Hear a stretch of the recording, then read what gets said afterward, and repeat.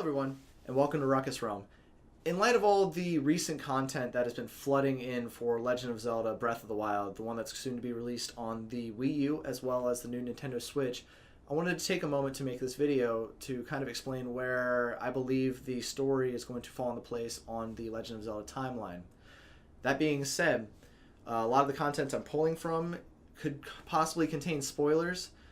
This is footage shown at E3 2016, as well as the Video Game Awards that aired on 1 December 2016.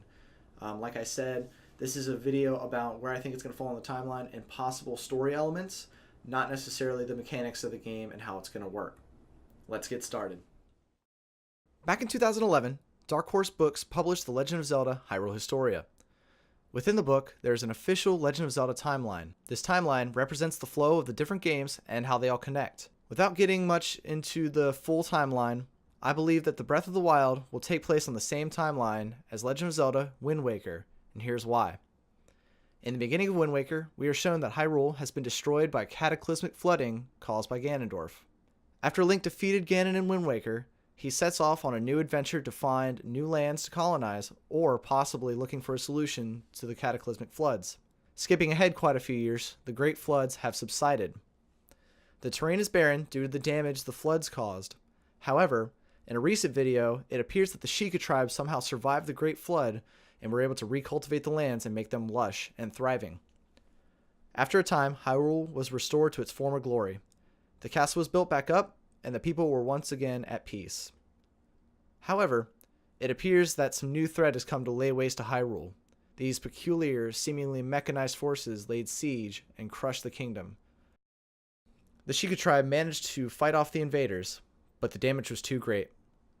Possibly fearing the return of these same invaders, they put a hero into some sort of a stasis, only to be awoken when Hyrule needed him most. They also appeared to set up individual trials in order to train the new hero when the time came. Evidence of this is kind of shown when the main character of Breath of the Wild awakens at the start.